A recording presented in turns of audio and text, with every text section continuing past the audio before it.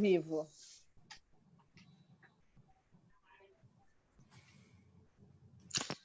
Bom, boa noite a todos e a todas. Está iniciando aqui a primeira live, né, em parceria Frapa e Macumba Lab. E não podia começar melhor, né? Com pessoas assim que eu admiro muito o trabalho e sou fã. Uma delas é sua amiga, né, e parceira lá, macumbeirinha também, que nem eu. Oi, nesse primeiro encontro, né, Gabriel Martins e Maurílio Martins, que são dois caras que eu sou muito fã, assim, e enfim, tenho acompanhado, né, todos nós, né, acompanhamos os trabalhos dele e tal. E para a gente começar, né, nosso primeiro bate-papo, né, nosso primeiro encontro, acho que cada um poderia se apresentar, né, falar um pouquinho aí do que faz, e a gente segue, né, o bate-papo. E assim, né, vamos falar sobre a mesa, né, a gente vai falar sobre narrativas emergentes e descentralizadas, e agora é com vocês. Quem quer começar aí? Pode ser a Caia, né? Muito feliz de estar aqui essa noite com vocês. Eu sou a Caia Rodrigues, estou aqui representando junto com o Luiz Macumba Lab, muito honrada com a possibilidade de estar representando um coletivo que mexe bastante comigo, assim. De formação, eu sou atriz, me formei na URGS, que é a Universidade Federal aqui do Rio Grande do Sul.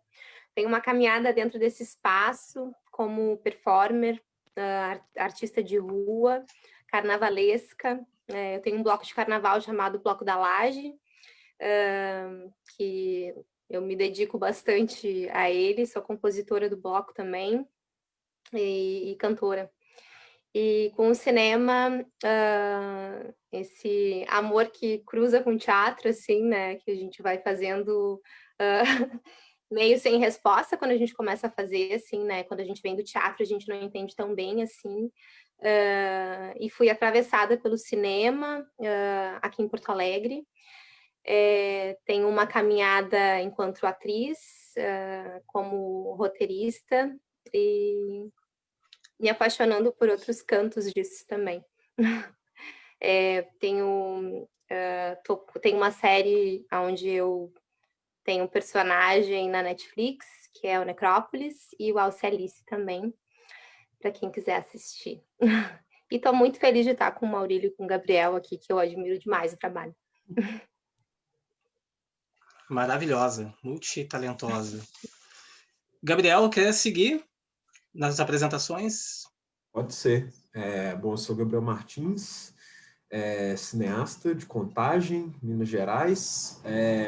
Eu comecei a estudar cinema de verdade, assim, a filmar em 2005, na Escola Livre de Cinema, aqui em Belo Horizonte. E em 2006 eu entrei para a Faculdade de Cinema, no Centro Universitário UNA, que foi onde eu conheci o Maurílio, fomos da mesma turma.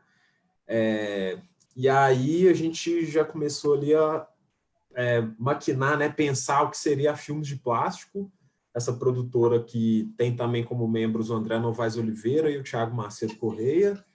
E em 2009 a gente, de fato, começou a assinar como Filmes de Plástico. Então, é uma produtora que esse ano completou 11 anos, né? Uma produtora que, na sua produção, tem de curtas e longas, a maior parte deles, assim, passados na periferia onde eu e Maurílio crescemos, que fica entre Contagem e Belo Horizonte, bem na divisa, né? Assim. E acho que isso, assim, a temática dessa conversa aqui, acho que atravessa todo o trabalho da produtora, né? Porque nós somos uma produtora que veio da periferia, que nasceu da periferia, e acho que pensamos personagens que também têm uma relação forte com esse lugar, ou com outras periferias possíveis, né? Literais ou abstratas, e acho que seria isso, assim, estamos aí felizes, assim, de completar esse tempo todo de produtor, assim, é um trabalho que a gente tem uma alegria imensa, assim, de fazer, e queremos aí filmar muito mais, assim, né? Agora acho que a gente está vivendo uma situação muito maluca no mundo e a gente quer sair dela com muitas ideias e jogando muita coisa massa assim, para o mundo, jogando narrativas bem interessantes. Então, acho que talvez uma pequena introdução seria essa. Assim, eu trabalho, além de roteiro e direção, também já trabalho como diretor de fotografia em alguns filmes e como montador também. Ótimo. Acho que é isso. Ótimo, ótimo. Maurílio. Boa noite, como diria o Daniel Furlan, né? Bom dia, boa tarde, boa noite para quem for assistir em qualquer horário. Mas acho que acrescentar pouca coisa dentro do que o Gabriel falou, fez um belo resumo do que é o nosso trabalho.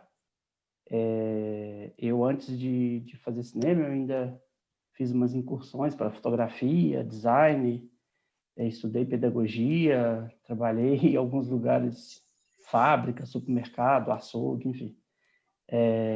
Eu sou 9, quase 10 anos mais velho que o Gabriel, então ainda esse encontro na faculdade, o Gabriel tinha feito escola livre de cinema, né? Já tinha mais experiência do que eu. Aliás, era um dos mais novos da sala e talvez o mais experiente, um dos mais experientes. O Gabriel já tinha feito 2 curtas em película, né? Então já tinha toda uma bagagem, já tinha tido filme exibido na Mostra de Tiradentes e tal. Mas é isso, a gente foi quase vizinho a vida inteira, sem nunca ter se encontrado. A gente só foi encontrar na universidade. Os bairros são vizinhos, né? O Milanês e o Laguna são bairros vizinhos, e a distância da minha casa à casa do Gabriel é 10 minutos caminhando. Então, era muito perto para a gente nunca ter se visto, nem cruzado. Acho que isso diz até, inclusive, sobre o lugar que a gente vem, né? Essa ausência de aparelhos culturais acaba que essa ausência é tão grande que a gente nem sente falta, né? Você nem questiona não ter aquilo. É tão distante que você nem se dá conta de que aquilo é vital, né? Para o processo, para o aprendizado. Então, a gente, ora você vai para a igreja, ora você vai para o bar. Esses ajuntamentos, né, eles são outros, e a gente só foi encontrar de fato na universidade. Aí era um ponto em comum já na vida adulta. Enfim, aí surge a Filmes de Plástico, né? Eu sempre brinco também que a Filmes de Plástico, ela, na verdade, surge desde o primeiro encontro meu e do Gabriel, porque desde a primeira semana, a gente falava em montar uma produtora. Era muito engraçado, assim, já primeira semana de aula, a gente falando de montar a produtora. E aí isso só se deu, de fato, 3 anos depois, né? Mas esse pensamento já existia desde lá. E eu acho que a síntese dele, a base desse pensamento, era exatamente o que a gente está fazendo aqui hoje, né? Sem que nessa época a gente tivesse muita consciência. Na verdade, a gente tinha mais desejo do que consciência. Vinha muito mais enquanto uma vontade do que enquanto uma expressão ideológica, né? Que era de filmar aquelas pessoas, de ver novos... Eu lembro que o Gabriel, toda vez que a gente conversava, ele sempre falava sobre fulano dá um belo personagem. Essa frase, tipo, falamos essa frase quase que a vida inteira. Fulano é incrível, imagina. E isso acabou se configurando mesmo, né? Quando a gente começou a trazer essas narrativas, né, para dentro dos filmes. E com muito orgulho que eu falo que a gente conseguiu fazer isso a partir de uma linguagem cinematográfica. Enfim, eu não gosto de usar a palavra sofisticada, porque parece que o que não é precário, mas com uma linguagem, pelo menos, estruturada, né? A gente tem um pensamento ali de decupagem, tem um pensamento, um estudo sobre as coisas, tem um instinto, mas um instinto também que é baseado em uma cinefilia, mas não é uma cinefilia canônica, né? Então, eu acho que essas conversas que eu e o Gabriel tínhamos lá atrás, no início mesmo da nossa amizade, elas, de certo modo, elas pautam, né, e norteiam o nosso trabalho até hoje, que é isso, essa descentralização já estava na nossa cabeça sem que ainda fosse uma ideologia, sem que ainda fosse um pensamento estruturado, né? A gente já pensava em tirar as coisas das bordas e trazer a gente nunca quis fazer, na verdade, acho que nunca houve uma conversa que a gente falasse que nós quiséssemos fazer cinema, levar o nosso conhecimento para fazer cinema em outro lugar. Sempre foi o contrário, assim, a gente sempre pensava que era possível trazer umas estruturas, trazer não só a linguagem, como técnica, né? Técnica e técnicos, para o nosso bairro, para as nossas coisas pessoais. Né? Um pouco isso. Ótimo. Não, eu acho que a tua fala introduz bastante assim, o papo, né? E que a gente pretende elaborar para hoje, que é pensar nessas narrativas, esse cinema, trazendo esses personagens e essas realidades, né, que por muito tempo foram ocultadas, né, negadas. E a gente vê hoje, né, um movimento cada vez mais forte, né, vindo da periferia, vindo com recorte racial também, com recorte trans, LGBT, indígena, cada vez mais presente nos festivais, ainda que com muita dificuldade, mas são pessoas que estão afirmando, né, cada vez mais a sua presença.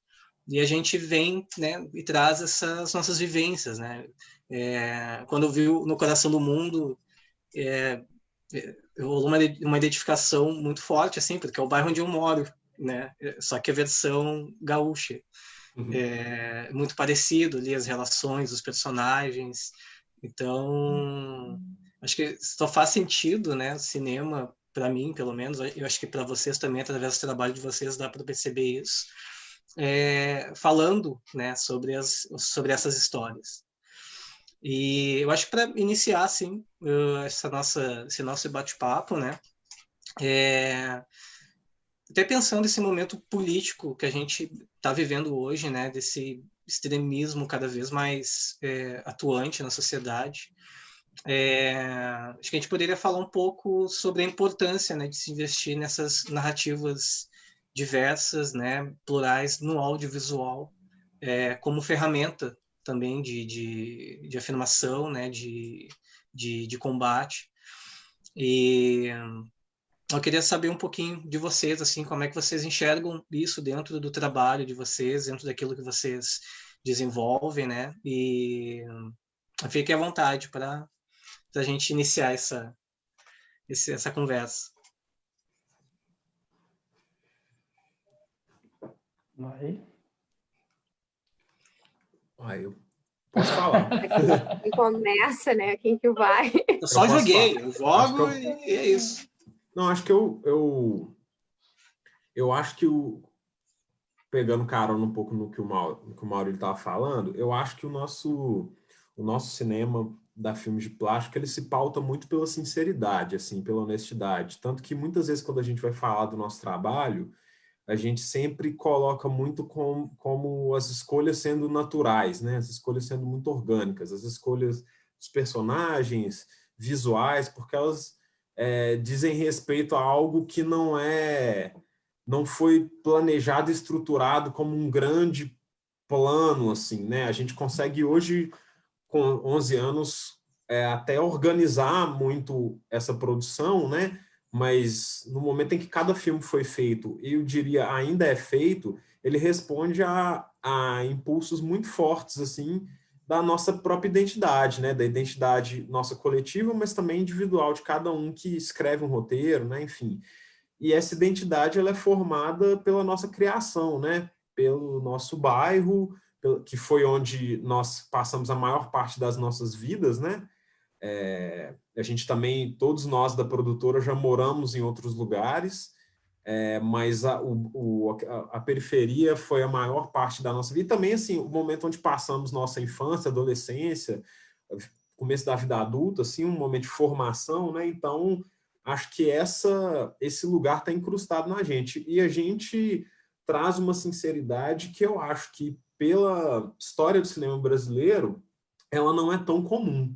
Na verdade, ela é raríssima porque o cinema brasileiro nunca esteve nas mãos de pessoas como nós, né? Estou falando num lugar de proporção, né? Nunca houve assim uma grande parte de realizadores que fizessem parte assim de uma periferia que filmassem, né? Filmassem e fossem vistos, né?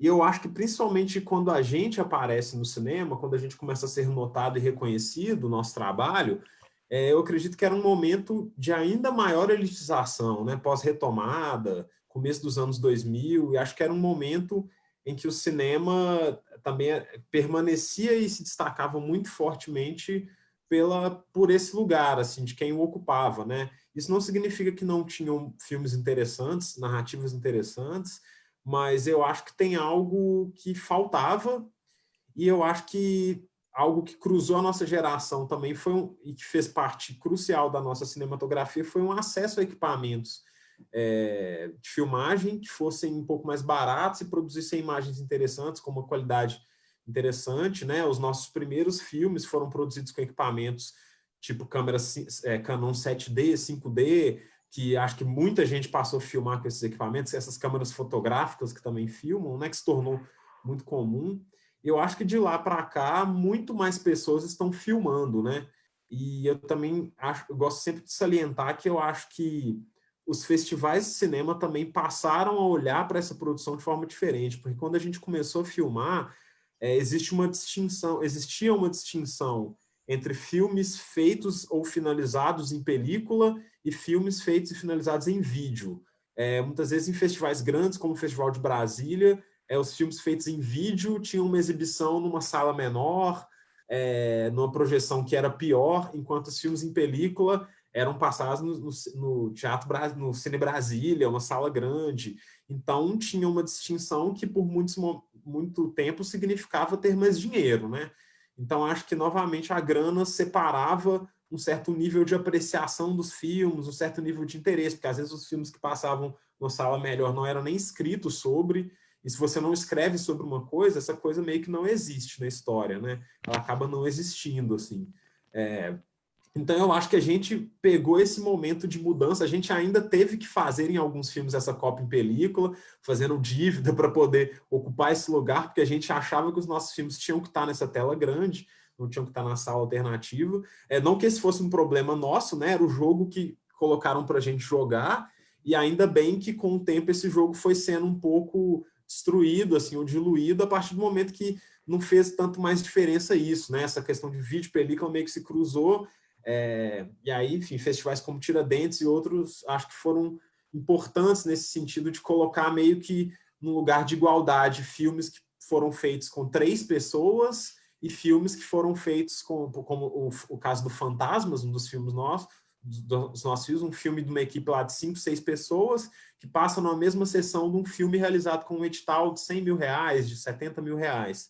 Eu acho que esse lugar começou, para mim, a fazer um movimento de ver um cinema brasileiro mais plural, de alguma forma, e que acho que atualmente, aí pensando numa expansão maior, né, desse lugar, que também acho que é muito reforçado por oficinas de cinema em vários lugares, mais cursos de cinema que se abriram, né, o acesso a pessoas da faculdade, pessoas que antes não acessavam, a partir de políticas de cotas, etc., eu acho que começou, de fato, representar o que, na minha visão, é o que o cinema brasileiro deve ser, né?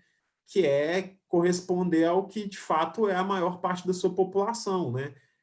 Que eu acho que a gente fala de uma ideia de descentralização, mas essa ideia de centro que a gente tem, né? Eixo Rio-São Paulo, centro da cidade, acho que ele traduz uma ideia falsa, né? De uma hegemonia que foi construída por quem tem dinheiro, né? Então, eu acho que, para a gente, para mim, para o Maurílio, o lugar onde a gente cresceu era o centro, sempre foi o centro, né? Não era o centro da cidade, não era o lugar onde talvez estavam oportunidades para poder aprender tecnicamente, né? Coisas, se formar, ter um diploma, mas era um centro para você vivenciar várias outras coisas e ainda né? Então, eu não sei, eu acho que talvez isso seria uma primeira provocação sobre como eu vejo um pouco a nossa trajetória nesse lugar, e que eu acho que perigosamente isso vai e volta, né? Porque hoje eu vejo um certo movimento, já que você colocou a questão da política, como a política pública para o cinema brasileiro está num momento muito ruim, né? Dos piores, assim, eu acho que cria um certo risco da gente voltar a ter uma centralização da produção e talvez uma certa pluralidade de vozes emergentes que estavam aparecendo nos últimos anos, desaparecerem de alguma forma. Não acho que vão desaparecer de fato, mas pode ser que as pessoas demorem mais para poder filmar, né? Para filmar longas, assim.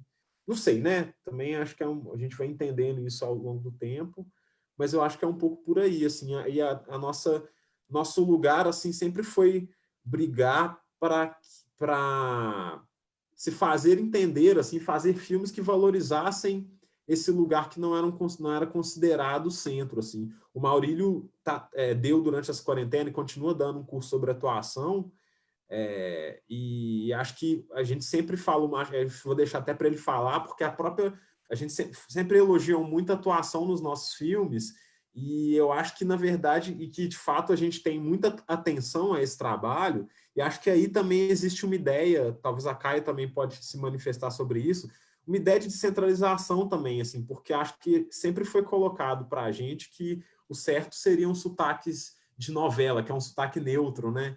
Sendo que esse sotaque neutro não existe, né? E acho que o nosso sotaque mineiro e vários outros sotaques do Brasil, a maior parte dos sotaques do Brasil, acho que sempre foi considerado algo menor, né? Ou algo que caberia ali num personagem que seria de humor, né? Que seria meio, enfim, um personagem meio ridículo. Então eu acho que existe várias questões nesse lugar, o que é centro e periferia, assim, que eu acho que a gente tenta desconstruir isso nos nossos filmes, ou pelo menos construir novas ideias, outras ideias, para que, enfim, essa hegemonia lá de trás possa ser questionada, né? Quer falar, Caia? Fiquei pensando no que ele falou, assim, do sotaque, né? Que aqui a gente aborta o tu. Quando tu vai fazer um filme, geralmente o diretor te pede para falar você. E isso sai com tão pouca naturalidade da nossa boca, porque a gente cresceu falando tu, né? Ti, contigo, né? Não com você. E claro que a gente trabalhando a gente consegue, óbvio, né? Mas fiquei pensando nessa coisa de abraçar o sotaque, abraçar o que é diferente, assim, né? E como é difícil, assim, né? Porque a gente quer ser incluso, né? Fazer parte e poder tá competindo com Rio e São Paulo, mas na prática, né, como é difícil furar a bolha, assim, né, então a gente acaba se adaptando, e aí comecei a rir, porque em algum momento falei assim, não, pensando sobre isso, né, do tu e do você, ao mesmo tempo eu não tenho orgulho de carregar o sotaque gaúcho de forma alguma, então é muito louco, porque dá uma vontade de defender a coisa de fazer uma coisa fora do eixo. E por outro lado, tipo, tá, mas daí o meu fora do eixo é uma coisa que também me assusta desse lugar, né? Que é um lugar bastante hostil para uma mulher negra, assim, né? E aí, se já é estranho uma pessoa falar tu, uma pessoa branca falar tu, uma mulher negra falar tu contigo e ter esse sotaque gaúcho, porque não é o rosto que se imaginam do sul, né?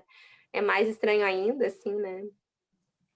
E fiquei pensando da pergunta do Luiz, assim, né? Que pergunta cachorra, Luiz, mas tá? A importância, né, dessas narrativas, assim, e fiquei pensando nesse colapso que a gente está vivendo, assim, e o mundo já estava em colapso antes da pandemia, só que agora a pandemia também traz uma lupa, né? Uma visão desse todo, parece que a gente está o fato de que outras pessoas se desestabilizaram, porque a periferia ela já estava desestabilizada, né? Estamos sempre numa sensação de corda bamba, né? Às vezes um pouco mais, às vezes um pouco menos, né?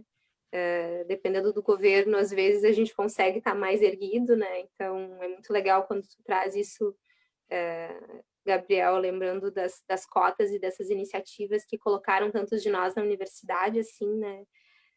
Mas de fato sempre estivemos numa sensação de quase queda, assim, né? Só que agora outros espaços, né? Outras camadas dessa estrutura também estão, né? Nessa corda bamba, né?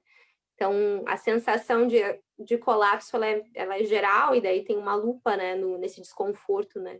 Que está todo mundo vivendo, assim. E aí eu acho que essas narrativas descentralizadas, narrativas periféricas, elas ficam mais importantes ainda, porque, de certa forma, elas apresentam, né, uma perspectiva do desconforto, né? E aí, se traz uma esperança também, né? Que existe uma forma, existe, né? Existe a vivência dentro da sobrevivência, né? Porque a gente vive, né? E isso que, enfim, eu também sou de um bairro periférico aqui de Porto Alegre, né? E isso, né? De tipo, era o centro para mim, né? Era o centro das minhas festas, era o centro do meu convívio, era o centro da minha vida, né? Então existe uma vida ali, uma vida pulsante, uma vida feliz, uma vida possível, assim, né? Então também traz uma esperança nessa outra perspectiva, né? Que não é nova, ela só não era vista, como o Gabriel bem colocou aí, assim, né?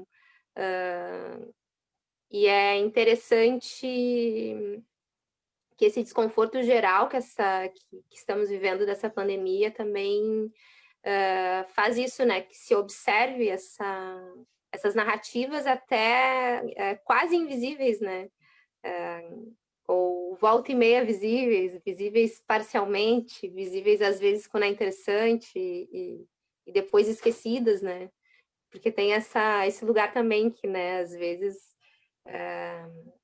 se torna cult, se torna hype, interessante ter, e aí dura um tempo, né? Como se as nossas vidas também fossem uma moda passageira, assim.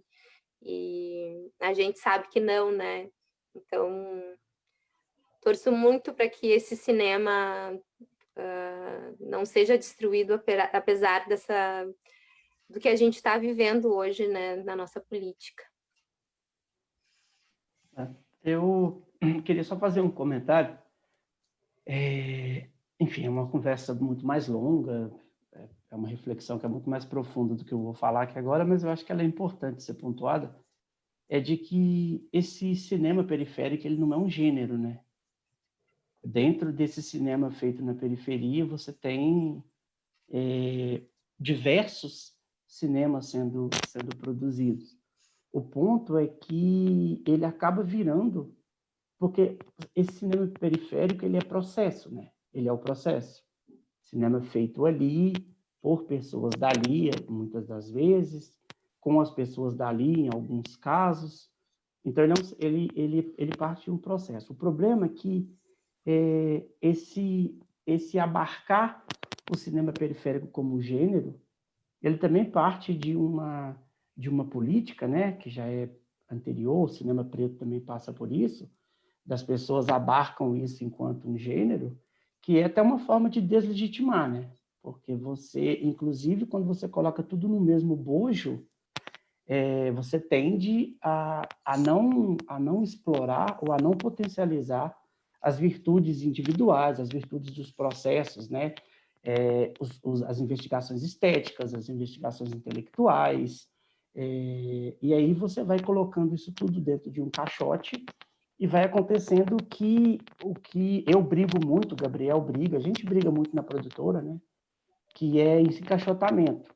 Por exemplo, você ser convidado para falar do seu cinema só sob essa perspectiva. E nunca te dão uma chance, nunca te dão uma oportunidade de fazer reflexões. Por quê? Porque, historicamente, essas reflexões, né, reflexões acerca do seu trabalho, quase, enfim, reflexões artísticas, etnográficas, elas são dadas para uma categoria, né? Então, é uma certa categoria que ela tem uma certa permissão para falar sobre isso. E a gente, alguém já falou isso um dia sobre a questão racial, eu não lembro quem, falou assim, porra, você tem que fazer o seu trabalho bem, você tem que estudar para caralho, e você tem que ficar todo dia brigando para mostrar, para provar para essas pessoas, primeiro, que elas estão erradas, então é uma luta para provar que elas estão erradas, e você não consegue nem chegar na parte de falar do seu trabalho. Você tem que ficar ali o tempo inteiro falando, olha, essa opinião sua é idiota, olha, vocês estão completamente equivocados, olha, o nosso trabalho ele tem que ser valorizado por um outro prisma também. E você fica nessa briga. Então, eu acho que uma parte importante disso, Luiz, é primeiro entender, né, que a gente não é um gênero, né, que dentro desse espectro chamado periférico, né, descentralizado, às bordas, às margens, você tem uma infinidade de trabalhos de alto teor, né, artístico, de aprofundamento. Então, E a outra coisa é entender que a gente só está aqui hoje, né? A gente só consegue falar sobre isso porque houve uma política pública que privilegiou isso em alguma instância, né? Então, isso que começa a acontecer, e não é à toa que boa parte dessa geração ela surja a partir de 2002, sabe? Isso não é coincidência, não é que um dia, a partir de 2002, nasceu uma geração que falou, nossa, nós somos iluminados, né? Somos os seres escolhidos e vamos lá. Se existe também uma política pública que ela não é só do investimento direto em filme. Vale dizer, né, que começam a surgir dentro do REUNE, que foi essa reestruturação das universidades federais, começam a surgir cursos de cinema, começam a surgir cursos outrora que só funcionavam diurnamente, começam a surgir cursos noturnos. Vem o ProUni, eu fui bolsista do ProUni, eu só consegui fazer cinema porque eu era bolsista integral do ProUni. Então, a minha ida para a universidade, ela é tangenciada, primeiro, por uma política pública educacional que permita... a política tinha problema? Tinha, mas não importa, eu alcancei a universidade através dela. Então, você começa a haver uma política pública, e aí tem a coisa também, que não tem como não... O Gabriel falou, né, sobre surgimento de novas tecnologias, que é a internet.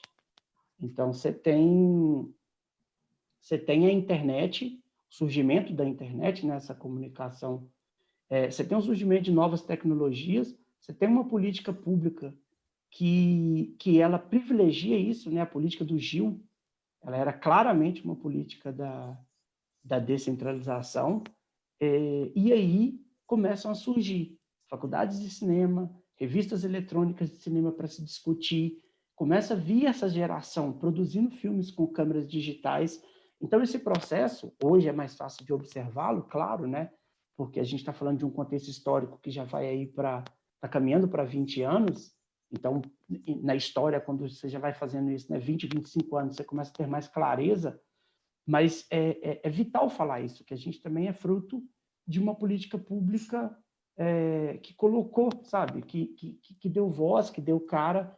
Então, tem também a nossa porção individual de cinefilia, de pessoas que nasceram nesses centros, né, Caia e Gabriel, que nasceram nesses centros que outrora são chamados de periféricos, mas é o nosso centro. Para mim, o Laguna sempre foi o meu centro, mas também tem essa política macro, sabe? E é muito triste que hoje, dia 11 de agosto, a gente esteja aqui, frutos dessa política, mas, ao mesmo tempo, falando sem a menor perspectiva do que vai acontecer com as gerações futuras, ou que vai acontecer com a nossa própria geração, né? Que a gente não tem a menor ideia de como isso vai ser no ano que vem, esse ano, não só na questão da pandemia, mas estou falando dessa pandemia anterior à própria pandemia, né? Essa pandemia de gente idiotas, esse vírus de boçalidade que assolou o Brasil, não só na esfera presidencial, executiva, mas os governos, né? Você tem uma série de governadores idiotas, completamente boçais, fascistas, prefeitos, deputados. Então, foi uma onda que assolou o país, antes mesmo dessa pandemia, que eu não tenho a menor ideia como vai ser o processo. Eu acho, e é só uma questão de achismo, e o Gabriel fala muito isso, né? Eu acho que é impossível retroceder. A gente só não sabe como vai ser o avanço. Mas retroceder eu acho impossível, porque essas vozes hoje vão encontrar formas, né? A Caia nunca mais vai se calar, o Gabriel nunca mais vai se calar, eu nunca mais vou calar, você nunca mais vai se calar, Luiz. Então, eu acho que, agora, as formas como essas vozes vão falar, eu acho que são muito, muito importantes, né?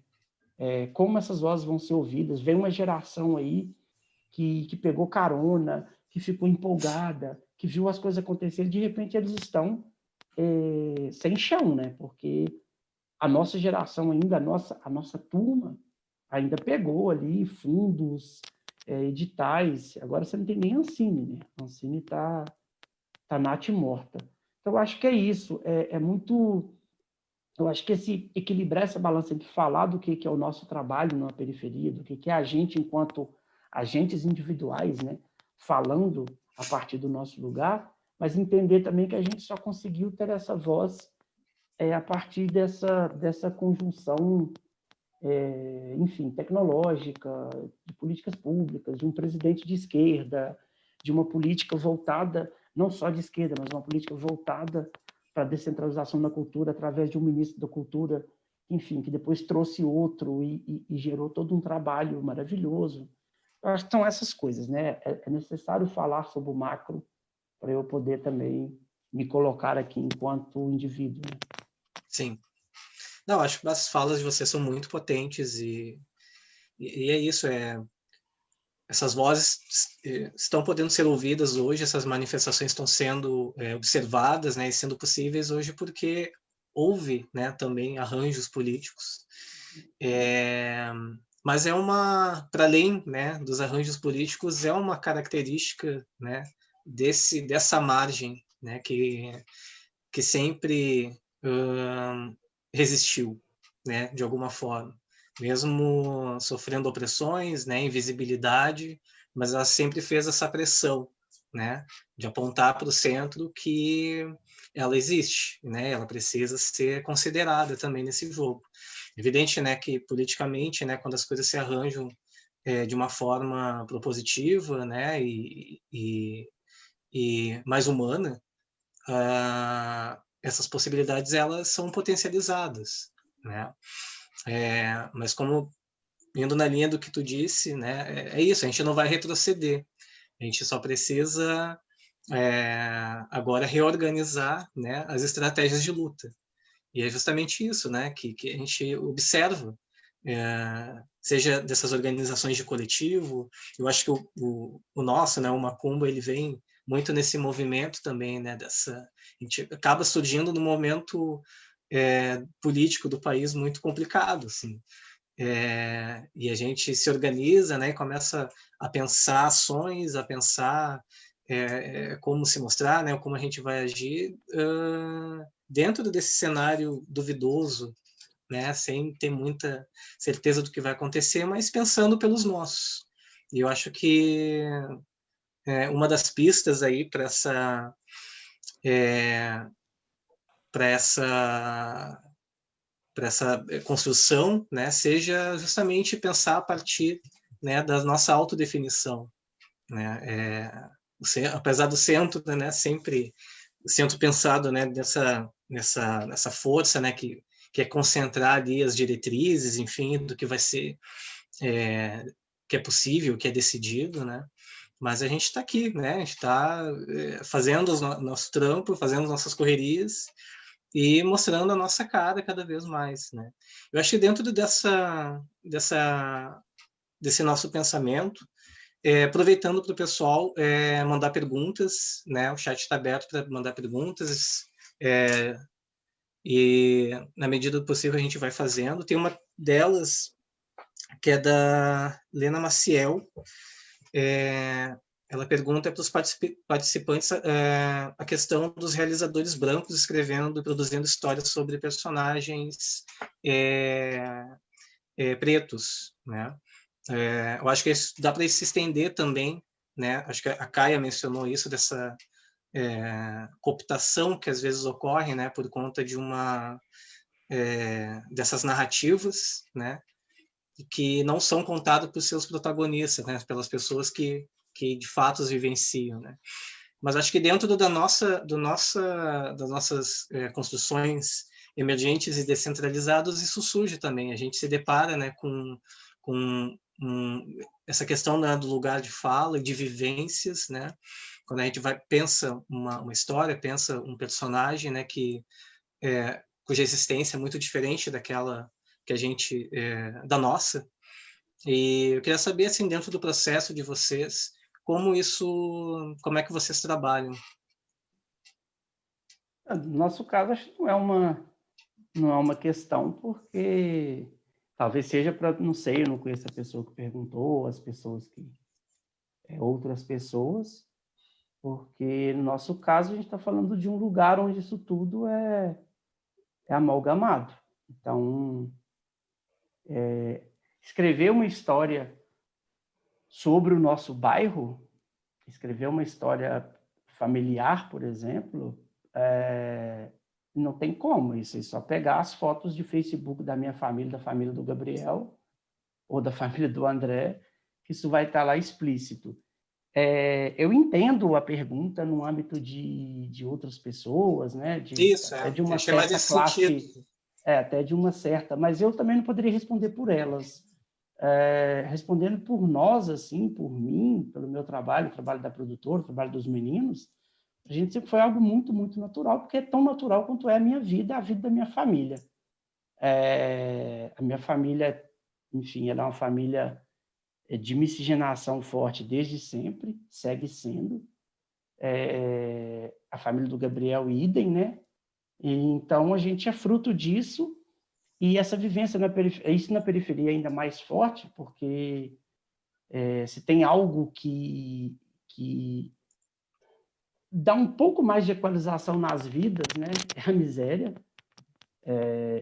Alguém já falou sobre isso, né? As famílias miseráveis se parecem, porque é isso. Se eu pensar lá no meu bairro, é um bairro formado majoritariamente no início, né, por famílias pretas, pardas, e a minha mãe, por exemplo, nunca teve nenhuma diferença das outras pessoas que estavam na rua, que estavam na mesma condição social, né, com as mesmas dificuldades e tal. Então, você cresce. Eu já tive uma conversa longa com o Gabriel uma vez sobre isso, porque os seus valores passam a ser outros, né? Você cresce, e aí a igreja que eu pertenci a minha vida inteira, que a minha mãe faz parte, por exemplo, o principal líder, né, que chama ancião, é um homem negro e tal, a família toda, então ele era a principal figura da igreja, e os principais músicos eram os filhos dele. Então essa relação ela é um pouco distinta, porque assim, o policial da rua era o seu Lázaro, era um homem negro. Então essas figuras de poder, o Gilberto Gil um dia falou sobre isso, né? Que a grande diferença para ele filho de médico, né? O pai do Gilberto Gil é um médico, e ele cresceu numa cidadezinha de 8 mil habitantes, e que o pai era o único médico. Então ele falou assim, como que as relações eram diferentes, porque ele era o filho do médico. Então, né, ele era o filho da pessoa mais importante da cidade, como que a percepção dele foi totalmente diferente do que seria talvez a percepção de uma outra criança negra naquela mesma condição, mas filho de um trabalhador, né, um carpinteiro, enfim. Então, eu acho que daí, quando foi para o cinema, essas coisas vieram muito naturais, assim. Tão natural que a produtora é formada, né, por mim, pelo Gabriel, pelo André e pelo Thiago, e isso nunca foi uma questão entre nós, nunca paramos para... Isso nunca foi cota, né? Não montamos uma produtora e falamos assim, nossa, vamos chamar o Gabriel, porque o Gabriel é negro, aí vamos chamar o André. As afinidades foram outras, porque a gente morava na periferia, a gente se reconhecia pelo Cruzeiro, por morar na periferia, por gostar de algumas coisas em comum. Então, assim, falando de nós, eu acho que esse processo foi muito, muito, muito natural desde sempre, ainda que eu entenda e compreenda, defenda, brigue e lute por como é feito por outras pessoas. Mas falando da gente, sempre foi algo, enfim, esses personagens é porque eles existem na nossa vida, né? Eles existem nas nossas vidas. Eles de fato estão lá. Eles não são criados para um filme. Essas pessoas, esses personagens, essas histórias, elas percorrem daquelas formas, né, que estão nos filmes. Então, acho que é um pouco isso. Assim, na minha cabeça sempre funcionou desse jeito, né? É a partir de uma percepção de como a gente foi criado e como a arte chegou nas nossas vidas, na minha vida, ela chegou desse jeito. Não faria nenhum sentido que hoje eu fizesse algo diferente, indo contra até a minha própria formação, contra a minha família, contra a minha rua, os meus amigos. Eu sinto também que quando se tem essa discussão, acho que não vou me estender muito assim, até para dar tempo de outras perguntas, né? E também não sei se Caio quer falar, mas eu acho que também quando se coloca essa questão, se fala muito, está pensando muito sobre responsabilidade e oportunidade também, né? Que eu acho que é uma responsabilidade, primeiro assim, né? Eu não tenho tanto interesse de falar de pessoas que seja eu, assim. Eu acho que eu já me filmei, inclusive eu fiz um filme para o IMS que é literalmente sobre a minha quarentena, assim. Eu acho, fico com vergonha um pouco de me ver, acho chato, é um processo muito difícil, mais que qualquer outra coisa, porque eu me interesso por filmar outras pessoas. Nos meus últimos projetos todos e os próximos, as protagonistas são mulheres negras, e eu não sou uma mulher, né? Então, tem vários desafios de filmar uma pessoa que tem uma história diferente da sua, mas para mim é a razão pela qual eu faço cinema.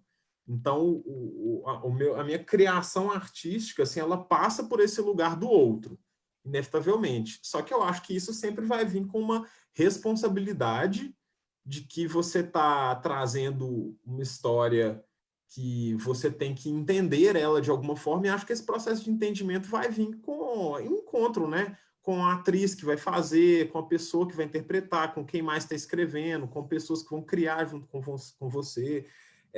Então, eu acho que tem esse lugar da responsabilidade, e mesmo quando eu filmo um outro homem negro, esse outro homem negro não necessariamente tem a mesma história que a minha, assim. Então, eu acho que também é complexo isso, né? E eu não vou deixar, eu não consigo fazer cinema de outra forma.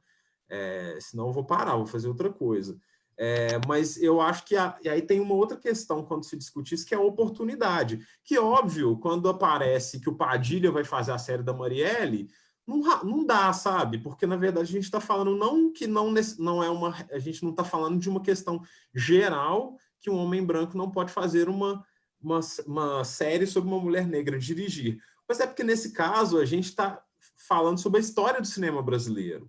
Então, acho que a gente também tem que analisar várias questões, não é um lugar de que isso não pode acontecer, existe lugar de fala, é porque a gente está ali falando de várias coisas que constituem, sim, um lugar de opressão, né? Constitui uma ideia de que está se ignorando vários outros realizadores e realizadoras negras, em detrimento de um cineasta bastante complexo nesse quesito também, bastante questionável. Enfim, só para dar um exemplo do que eu acho que não dá para tomar essa questão como um todo, né, que se aplica em todos os casos, mas eu acho que nela a gente está falando de muitas questões, né? A gente está falando da história do cinema brasileiro como uma história em que poucas pessoas tiveram a oportunidade de se expressar. E nisso eu acho que vale sim uma provocação, né? Sobre quem está contando essa história, por que está contando essa história. Que eu acho sim que tem muita pessoa que se apropria de certas narrativas por uma questão de querer surfar um pouco num zeitgeist, assim, querer, eu uso uma expressão de pegar carona na ginga do momento. Eu acho que a gente tem que ficar de olho nessa galera, né? Porque eles são meio sem noção mesmo, assim. Eles são meio cara de pau. E aí eu acho que fica chato, né? O negócio fica chato. Então eu acho que o Maurílio, acho que traduziu muito bem, assim, a questão. Eu só queria colocar esse outro elemento, assim, sobre, enfim, essas questões, né? Mas eu adoro poder aprender com esses personagens que não fazem parte necessariamente do meu universo, assim, mesmo que possam ter a ver com familiares, meus amigos, em quase todos os casos são pessoas baseadas em pessoas próximas, né? Mas eu acho que quando não são, é muito massa também. E acho que se pode aprender muito. Eu acho que tem uma coisa que iniciou a fala ali do Gabriel que me chama muito, assim. Ele falou em respeito e responsabilidade, né? Foram as suas duas primeiras colocações, assim, né? E eu acho que quando a gente está falando disso especificamente, eu acho que essas duas palavras, elas têm que estar gritando mesmo, assim, né? O conceito de lugar de fala, ele foi amplamente difundido, né, espalhado, mas também com pouco aprofundamento do conceito, né? Ficou a expressão e pouca compreensão do que isso significa, assim, né? O lugar de fala é o lugar da onde tu tá falando, né? Então, nada mais é do que isso, né? Se parte da ideia de que cada ser humano tem que ser sincero consigo e saber da onde está falando, e é isso, né? Então, quando o Maurílio fala ali, tipo, é natural para mim, porque se tu olha a foto da minha família né, existe uma sinceridade na narrativa, né? Então, é completamente diferente do que esse exemplo do Padilha mesmo que o Gabriel sabiamente trouxe, né? Que eu acho bem importante, assim. Queria voltar nessa questão que é a entrada de pessoas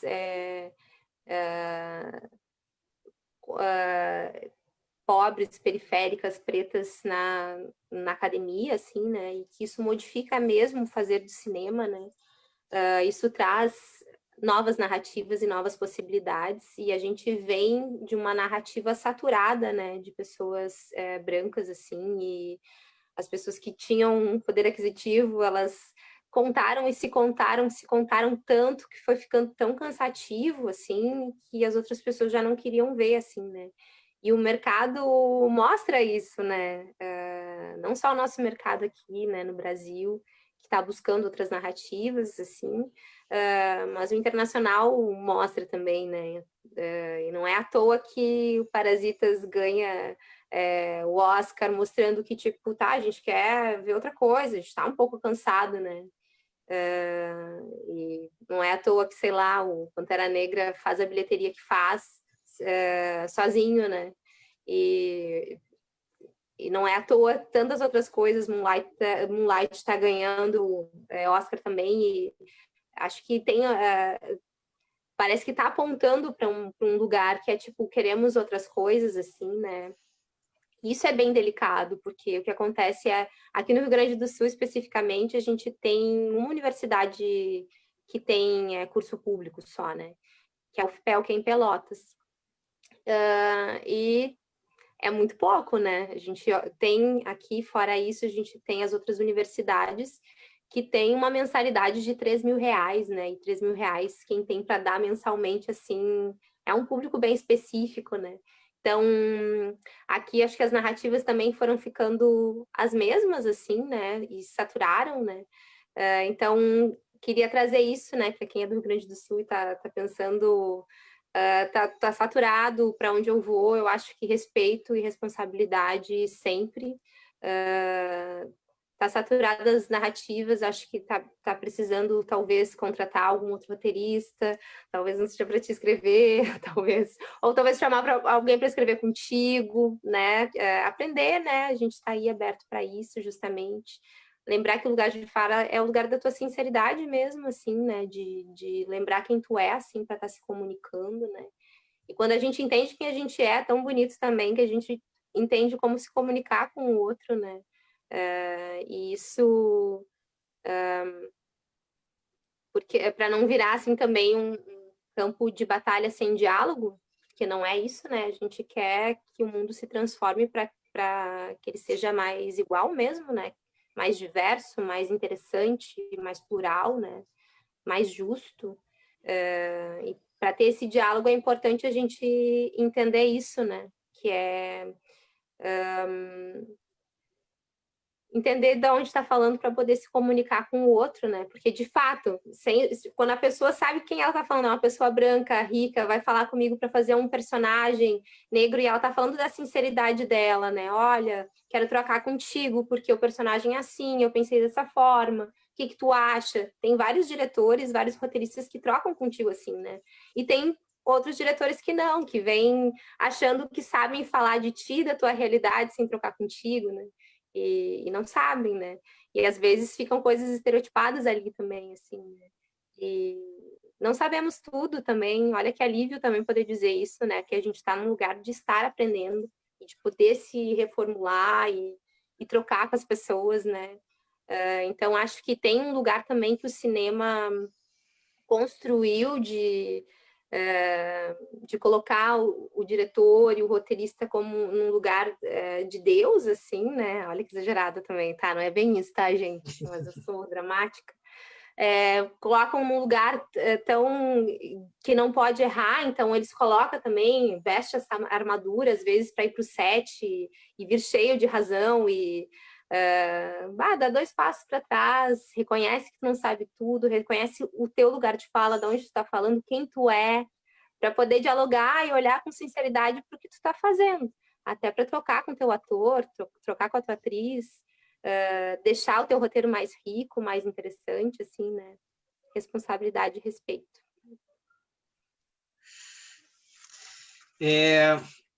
Ainda, né, pensando dentro desses pontos levantados aí por vocês,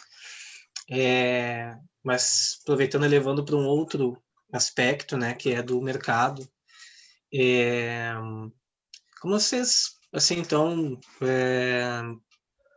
vendo, né, sentindo a abertura, né, do mercado para essas narrativas, né, para essas propostas de cinema, de organização, né, de pensamento, dessas novas formas de linguagem, expressão,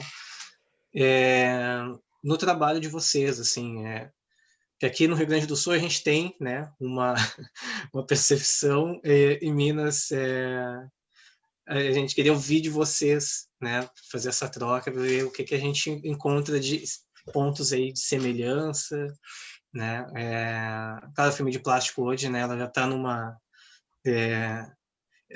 de contagem, né, a identidade está lá, mas enfim, vocês alcançaram, né, diferentes, se expandiram, né, e o que trouxe essa expansão, o que trouxe essa, que vocês não conseguem perceber, identificar assim, o próprio mercado em relação ao que vocês produzem?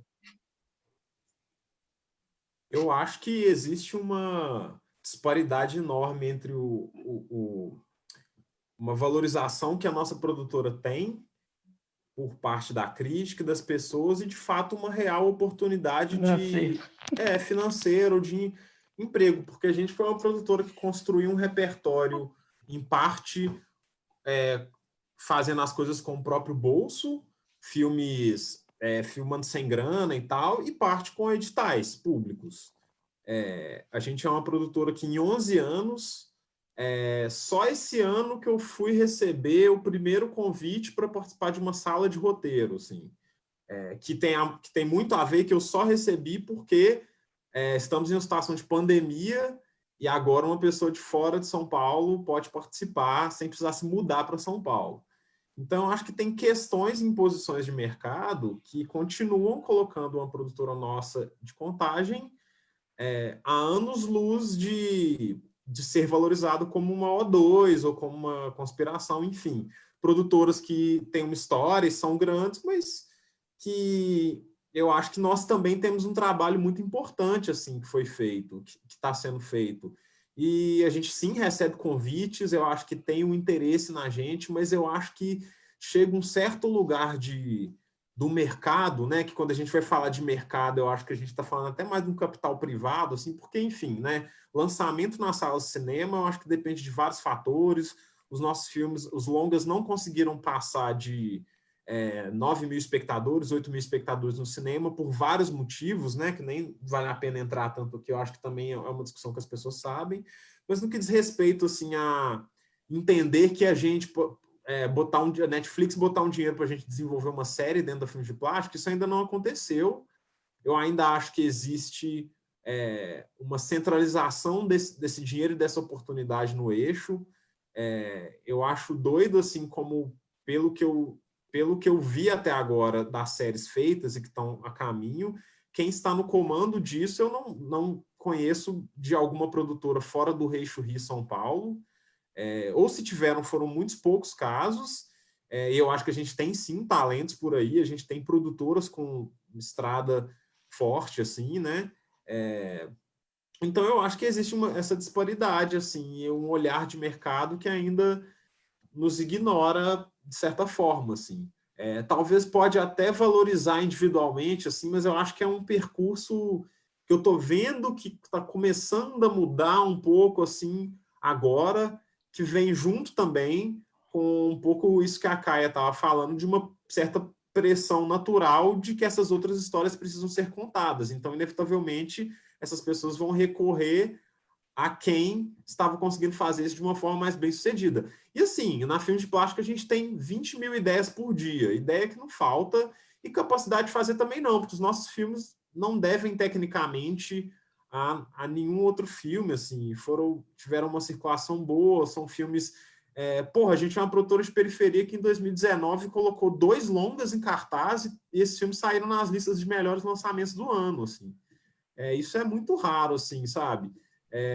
Só que a gente não viu tanto esse retorno enquanto uma oportunidade assim, real para que as nossas vidas, enquanto fios de plástico, pudessem ter mais estabilidade financeira. A gente continua correndo atrás muito para manter a produtora de pé. A produtora somos nós 4, não tem nenhum outro funcionário, nós 4 que dirigimos, escrevemos os filmes e também respondemos todos os e-mails. Então, é isso, assim. Essa é a realidade, né? Não reclamando nem nada, a gente faz isso com o maior prazer, mas quando a questão é perspectivas de mercado, eu acho que existe, sim, um olhar deficitário que não contempla, eu acho, uma real diversidade do que o cinema brasileiro e se mostrou na última década. Entendendo isso por mercado, porque, enfim, né, Gabriel frisou muito bem, o nosso cinema ele é dependente do subsídio público, ele foi dependente, porque pode ser que ele não seja daqui para frente, que ninguém sabe nem se vai continuar tendo, mas ele foi totalmente dependente, e eu falo isso com muito orgulho. Daí o Brasil tinha uma das...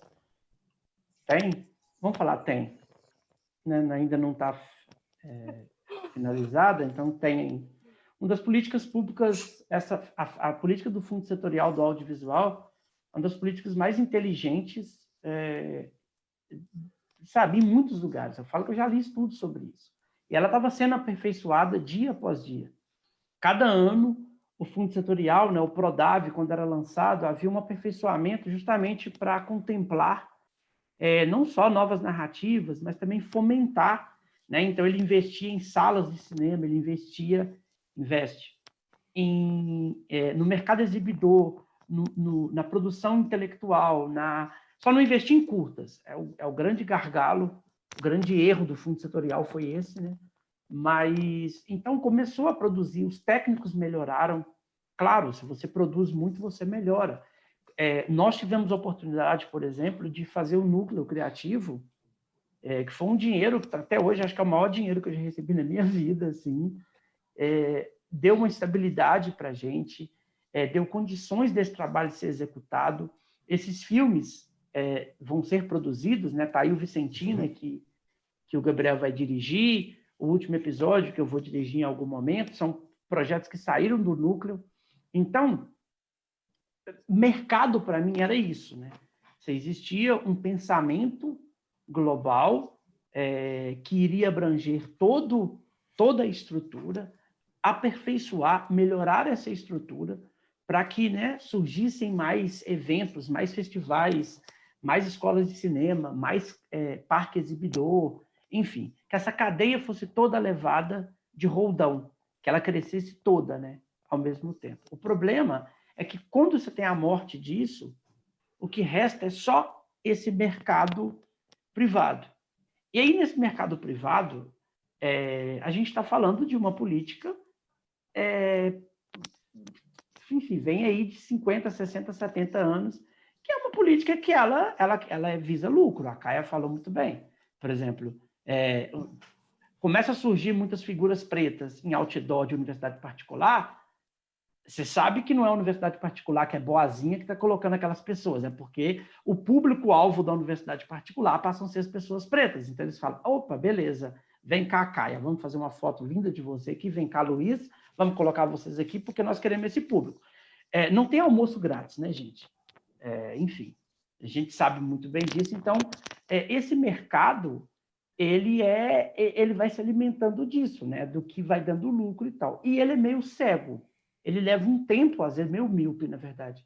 Ele leva um tempo para enxergar coisas que são muito óbvias e coisas que o poder público, quando tem uma política pública como era a do Fundo Setorial, ele tem por obrigação antecipar. Então, por exemplo, as séries que o Fundo Setorial produzia para a TV Brasil, era um orçamento, todo ano tinha lá 80 milhões, 70 milhões, 90 milhões de reais para uma produção de séries que ia desde microséries a séries grandes. E era temático. Por que era temático? Não era para inibir o criador, era para poder ter assuntos que o mercado nunca colocaria. Então, o Gabriel só dirige, que depois virou filme, ele só dirige um episódio, que depois passou a fazer parte de um longa-metragem, O Nó do Diabo, porque aquele edital específico que a Vermelho Profundo ganhou, ele exigia que a história tratasse da história sobre os escravizados, que tratasse sobre esse processo. Então, era obrigatório. Você podia criar o que você quisesse. Filme de terror, série de terror, série dramática, mas você tinha que tratar o tema. Então, isso a política pública tem que fazer e fazia muito bem.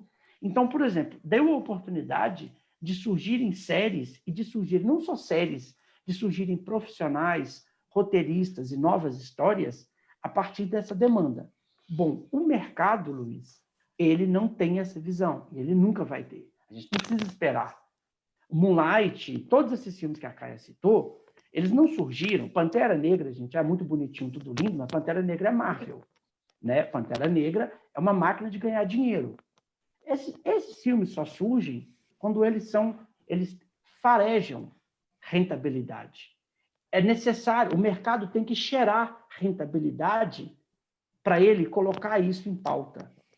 Para ter figuras negras nos outdoor e nas propagandas. Por exemplo, banco. Reparem que você vê, quase todo banco agora coloca uma família negra ou uma família parda.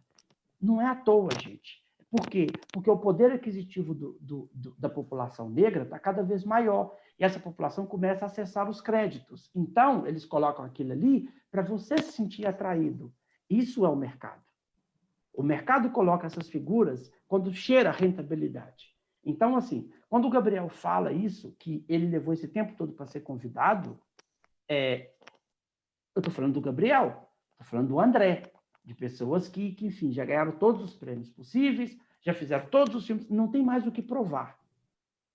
Então, é pensar nisso, que essas pessoas, né, e aí eu me incluo, a gente está alcançando uma migalha desse mercado, porque esse mercado começa a perceber que pode ser rentável ter novas histórias. Ah, então o Maurílio tem algumas histórias legais, vamos testar com ele. Então, assim, se for depender do que chama de mercado, eu não estou falando mal de players, né, esse nome, enfim, não é isso. E nem estou querendo, não estou aqui inventando a roda. Tudo isso que eu estou falando, os livros de economia já falam no início do século XX, sabe? No movimento da desobediência civil, né, do movimento negro americano, ele só funcionou de fato quando a Rosa Parks foi lá e depois do ocorrido dela, quando houve o consenso que os negros não iam utilizar os ônibus. Quando deixaram de utilizar os ônibus, deixou de entrar dinheiro. Quando deixou de entrar dinheiro nas companhias de ônibus, falaram, opa, peraí, vamos conversar. Então, assim, não adianta, tem que doer no bolso, eles têm que sentir cheiro de dinheiro, não adianta a gente ficar aqui cheio de conversinha, não resolve nada. É isso, o mercado é isso, enquanto houver capitalismo vai ser desse jeito. Ou a gente revoluciona e derruba tudo e começa do zero, ou a gente vai estar sempre se adequando a eles. Por isso que tem que existir política pública. Por isso que a gente não pode ficar dependente de Netflix, a gente não pode ficar dependente de Globoplay, a gente não pode ficar dependente de players. Eles têm que existir e eu vou lá trabalhar para eles, adoro, recebo, faço um trabalho ótimo, mas não pode haver uma dependência. A gente não pode cair nessa historinha que o futuro são os streamings. Porra nenhuma. O futuro é público. O futuro é público. O futuro é política pública. O futuro é a política que me trouxe aqui, a política que trouxe vocês aqui. É isso que tem que continuar. É por isso que a gente tem que brigar. Porque se a gente acha que o futuro é streaming, que o futuro é Netflix, eu pus meu filme na Netflix, beleza? A briga é por narrativa. Se você está brigando por isso, você está brigando por narrativa. Ah, mas tem que ter o filme X na Netflix. Não, tem que ter o filme X na Netflix e tem que ter mais um porrada de filme na TV pública, tem que ter filme no cinema, tem que ter política de cota, tem que ter política de exibição, tem que ter tudo, porque senão, você citou a Coreia, Caia, só existe o Parasita porque tem um processo na Coreia desde 1994 que é pesado de investimento estatal. Existe uma companhia, a CJ é uma companhia que ela investe em todas as cadeias do cinema coreano. O Parasita, ele é só a ponta do iceberg.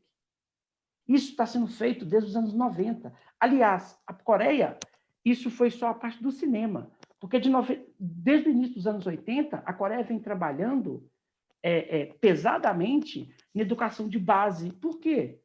Para chegar onde está agora. Quase todo mundo aqui deve ter um celular coreano. Esse aqui é coreano. A minha TV é coreana. Não é só o Parasita é só parte do processo.